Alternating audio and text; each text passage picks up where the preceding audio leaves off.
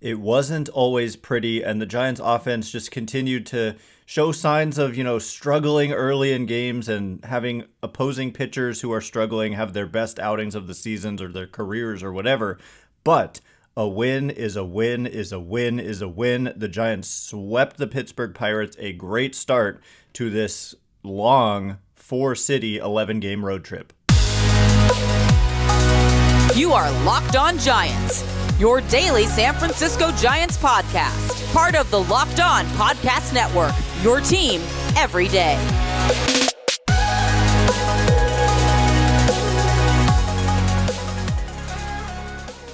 Hello and welcome to Locked On Giants, part of the Locked On Podcast Network, where it's your team every day. My name is Ben Kaspick, and on this show we provide daily episodes Monday through Friday, talking about the San Francisco Giants in a way that's data-driven and rational, but also simple, passionate, and accessible to all. I'm a former contributor for the baseball statistics and analysis websites Beyond the Box Score and Rotographs. I've been podcasting about the Giants since 2015, and I'm a lifelong fan. Thank you for making Locked On Giants your first listen every day. We're free and available wherever you get podcasts, including YouTube. Check us out there if you have not already. Hit that subscribe button, too, if you're watching on YouTube. This episode of Locked On Giants is brought to you by eBay Motors. For a championship team, it's all about each player being a perfect fit. Same with your vehicle. So, for the parts that fit, head to eBay Motors and look for the green check. Stay in the game with eBay Guaranteed Fit. ebaymotors.com. Let's ride. eBay Guaranteed Fit only available to U.S. customers. Eligible items only. Exclusions apply. And coming up on today's show, like I said, it wasn't always pretty, but a win is a win is a win. A win is a win is a win. Just three. It was all, I may have said four in the open there. But yeah, the Giants got the job done. And it was various aspects of their team kind of coming through when they needed it.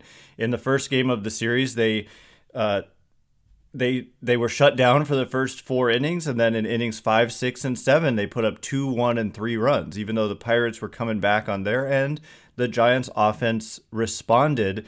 Patrick Bailey had a big hit in that game that gave the Giants a late lead in a 3-run 7th inning. Stripling got the start. That's significant. He was pretty good. He did allow another home run, and so the home run issues for Stripling just continued to be out of control. But, when all is said and done, he's going to be an important part, and we'll see how he fares in Cincinnati, where the Giants go next, and we'll preview that series a little bit later on. But huge win for the Giants there. And then in game 2 of the series, they needed pitching, and they needed a late offensive surge. All they had going for the first 7 innings of the game. They really, really got shut down again by an opposing starting pitcher who doesn't have great numbers, Johan Oviedo.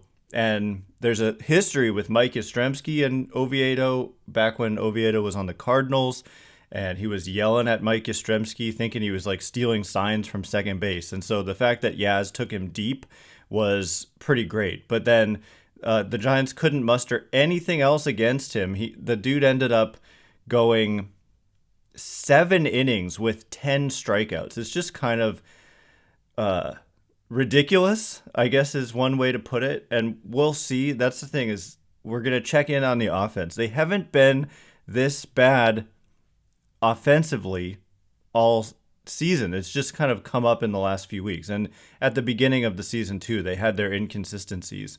But at the beginning of the season, it was all about too reliant on the home run.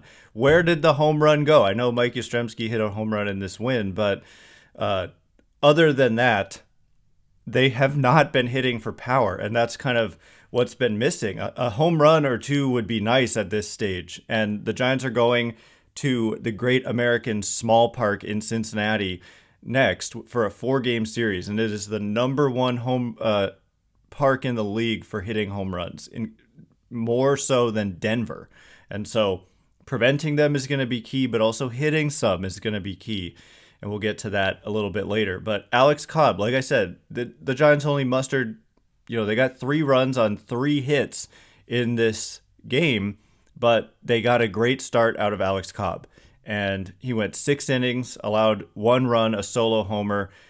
Taylor Rogers, Scott Alexander, and Camilo Doval shutting it down in the late innings. And honestly, it's like blurring into my mind who was the offense. How did they get their 2 runs in the top of the 8th? I should be talking about it to you, but I don't.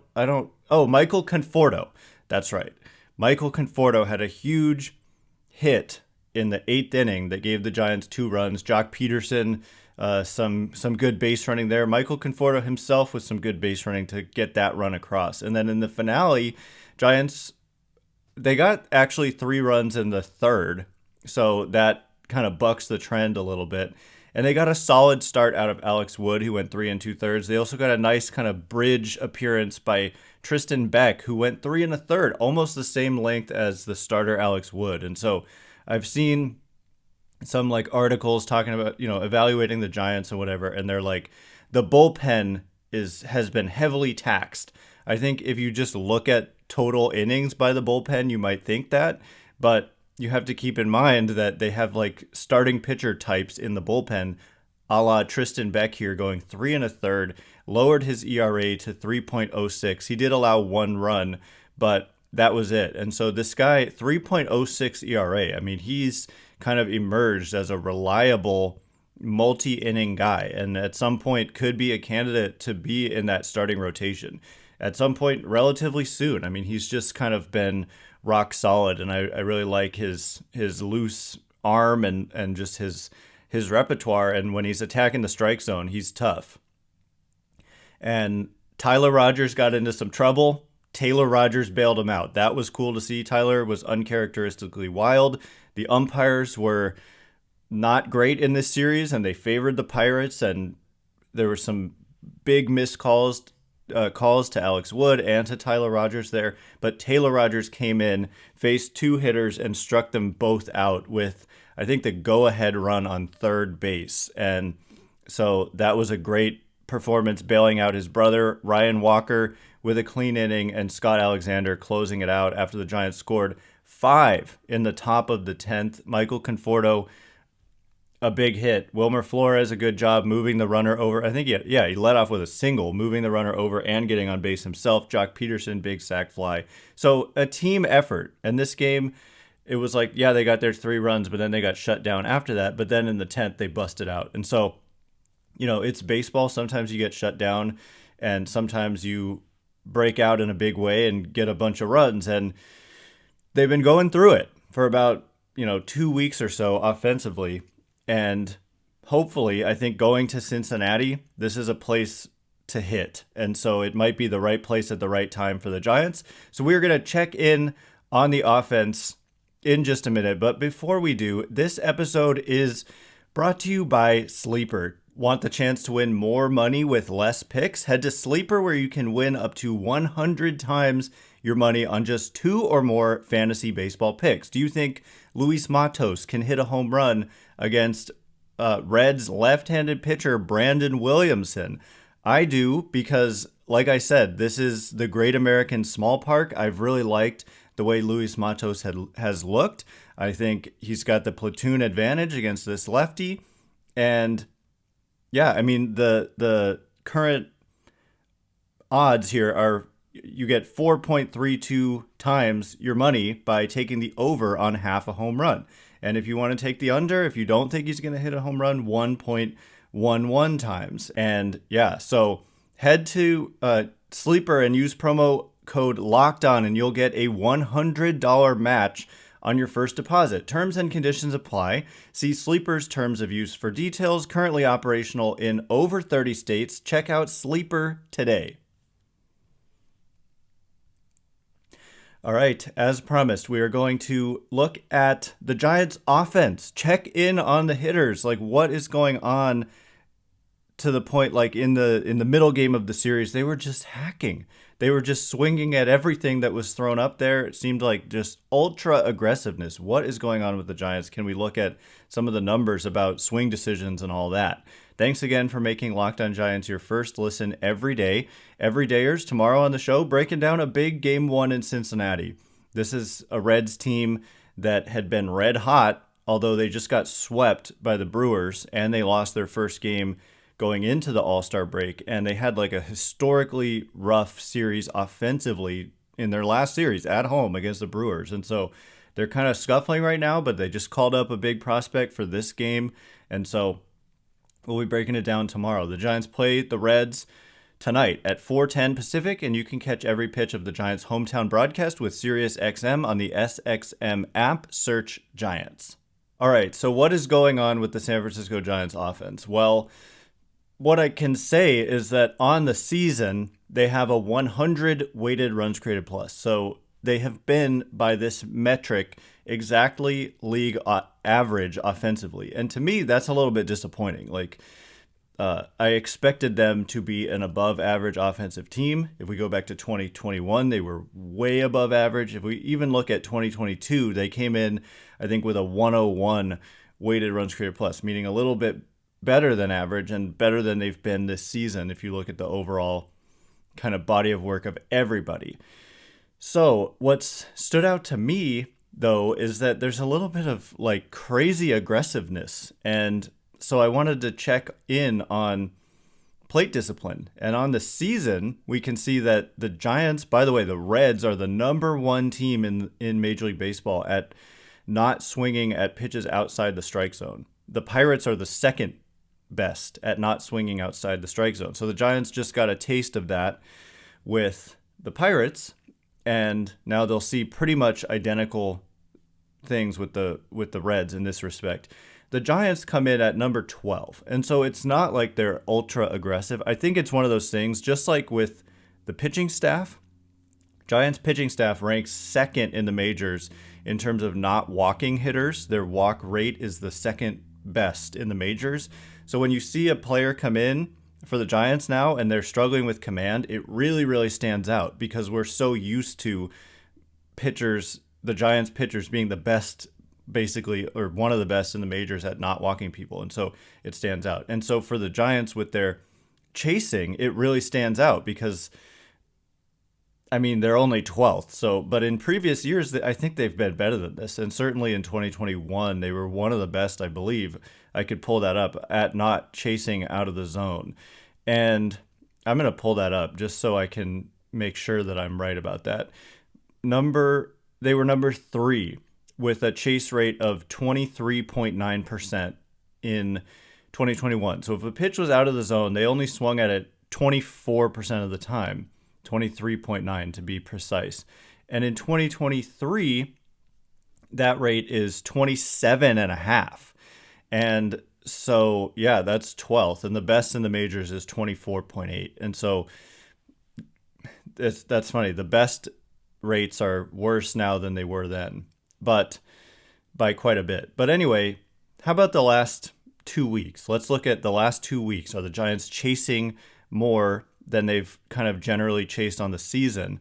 And the Giants come in, 26.5% in terms of their chase rate, which is 8th lowest in the major leagues.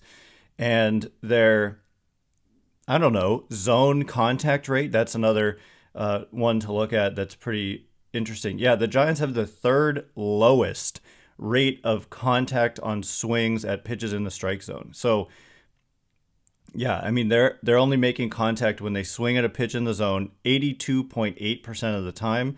The league leaders are the Texas Rangers, notably where Donnie Ecker has gone, and they're at 90.8%. And so the Giants, 8 percentage points or so, or exactly, lower at making contact at pitches in the zone. And that's over the last 2 weeks, I should clarify.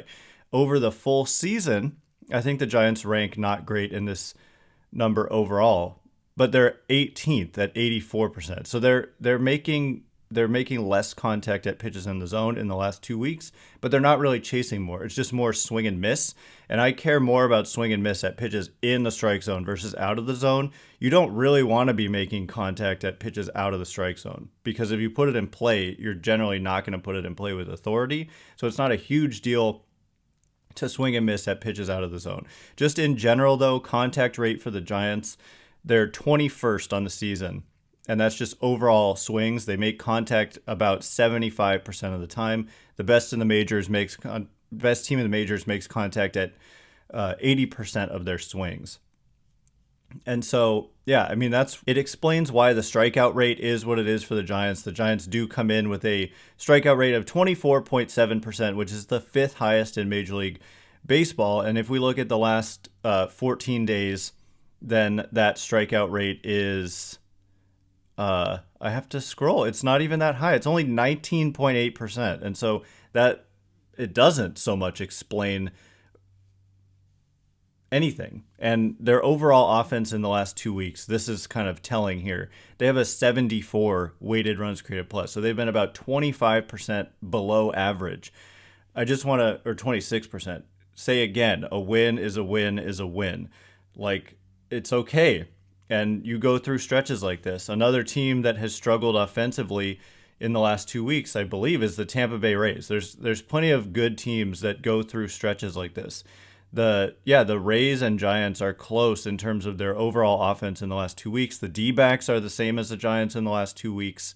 The Cincinnati Reds, even though they had great success in part of the last 2 weeks, are right about where the Giants are in terms of offense over the last 2 weeks. And some of the best teams are going to be kind of random teams like that aren't doing well overall, like the Cardinals and the Padres, the Angels, etc. And so it's just 2 weeks is a small sample. And so let's not forget that they've gone through stretches of being really good offensively. But overall, I think that they could definitely stand to improve. Michael Conforto having some big hits is huge. Others have said it, and I agree, that Conforto kind of getting to the form that the Giants hoped he would get to, which is some of his better performances with the Mets versus his most recent year with the Mets, which was 2 years ago. He did miss an entire season last year. So, but he has been like a monster at times in his career. And so I said before the season that they need one of Conforto or Haniger to have a huge year. And so far, Conforto's kind of been up and down, and Haniger was not great, and then he got hurt. And so they haven't gotten that yet. Although Conforto's showing signs, and he's really streaky, and he's showing signs of being hot, and this is a great ballpark for him to go to if he's getting hot. And so, yeah, and then Haniger's coming back, and I know he wasn't great, but neither has Conforto's had rough stretches like Haniger had, and then has come out of it and been one of their most important offensive players. And so I think Haniger has that same potential. Estrada potentially coming back, and so yeah, we'll discuss the health of the team. Are they getting healthier? Yes, they are. Little by little. So we'll get into that. And also moving on up. The Giants, a win is a win is a win. Where are they in the standings now after sweeping the Pirates and some other key teams in the race having rough series to start the second half? We'll check in on the state of the races and all that in just a minute. But first, all right, as promised, we're going to check in on the state of the races and discuss the Giants getting a little bit healthier finally. It's been a rough year in that respect. Thanks again for making Locked On Giants your first listen every day. Everydayers, tomorrow on the show, breaking down Logan Webb versus Brandon Williamson. The Giants have the pitching advantage in this opener. The Reds, though, are a dangerous team. They are an exciting team. They've got good speed and a lot of stolen bases, but they've been shut down recently. So what's going to give? And hopefully the Giants can take care of business with their ace on the mound. Giants play the Reds tonight at 4:10 Pacific. You can catch every pitch of the Giants' hometown broadcast with Sirius XM on the SXM app. Search Giants. So checking in on the state of the race, the Giants had a great weekend in terms of just they won all their games. And these other teams, a lot of the other teams in the race had rough weekends. For example, the Arizona Diamondbacks got swept. And so the Giants actually passed them in the standings for the first time in a long time, if not all season. The Giants are ahead of the D-backs. And the Dodgers also lost the finale on Sunday, although they did win 2 out of 3 against the Mets. But the Giants are only 1.5 back in the NL West. The Arizona Diamondbacks are 2 back. Beyond that, the Padres are 10 back. They had a 4-game series against the Phillies, and they lost 3 out of 4, including the most recent 3. including some heartbreakers like yesterday. They were one out away from a win, and they gave up a hit and extra innings. They're 0-9, I think, in extra inning games are the Padres. So that right there, I mean, that's crazy. Unclutch they have been. So the Giants, 52-41, 11 games over 500. They've won 5 straight. And their position in the West is that they're within reach of first place, and they're alone in second place for the first time in a long time.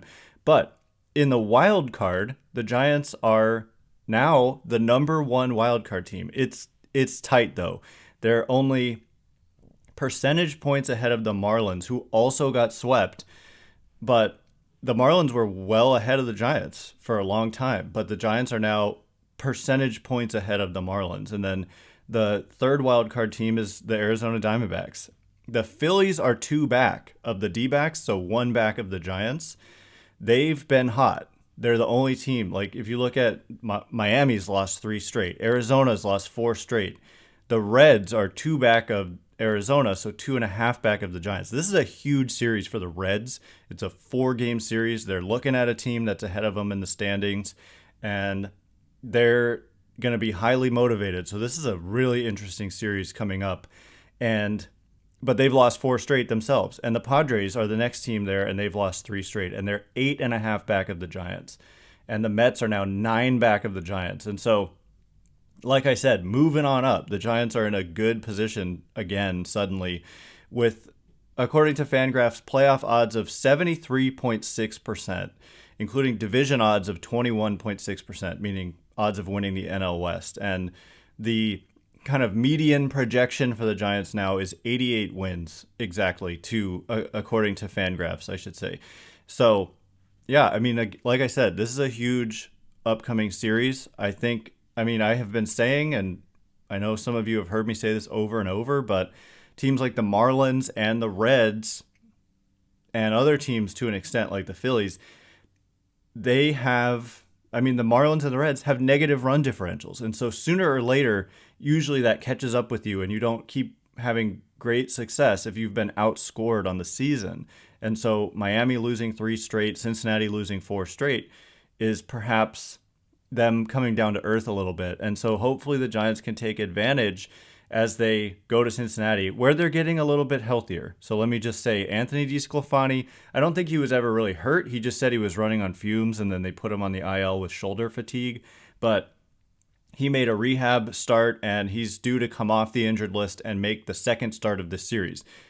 That's where he played for most of his career, or all of his career, before coming over to the Giants. And so a homecoming for DeSclafani. Hopefully the rest did him good, because he was so good in the early part of the season, but has been pretty bad in the second half of the first half. And then they're going Ross Stripling on Wednesday, Alex Cobb on Thursday. So the Webb start is important, because after that, DeSclafani and Stripling, you don't know what you're going to get. And so this game 1 is important. And also, in terms of health, how about this name? Luis Gonzalez. We finally got an update on this guy. Do you remember Luis Gonzalez? Big story last year. Fell off in the second half, but had some great moments, and is a guy, the energy he brings, I thought, was pivotal at times to the Giants last year. And I think he could be a significant part of the team in kind of a, not like a star role, but in a supporting cast kind of role. And he is, so the news is he had back surgery and he's been out a long time, but he's starting a rehab assignment. And so he probably needs a while to get back up to game speed. It's kind of like starting spring training. So I would imagine at least like 2 weeks or 3 weeks of at-bats for him. But Luis Gonzalez, a guy who could factor in to the Giants roster in the second half of the season, and kind of a forgotten guy here. And I don't actually remember his option status. Is he out of minor league options, or is he I'm looking it up right now because I shouldn't be asking you. You should be asking me. He has 1 option year remaining, so he can be sent down. If he couldn't, that would be a problem potentially, but he can be sent down if there's not room for him. He's not currently sent down. He's on a rehab assignment, but eventually the rehab assignment has to end, and he would have to be in the majors or be sent down.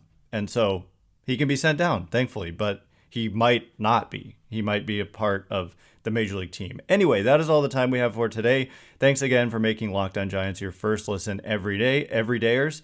Tomorrow on the show, Logan Webb in Cincinnati. This is a big series, and I think it's going to get some national attention because the Reds have gotten a lot of national attention, which is crazy. You know, the Reds do have a little success, and they get 10 times the national attention as the Giants when the Giants have success. So weird, but proximity to the East is all that matters, I think.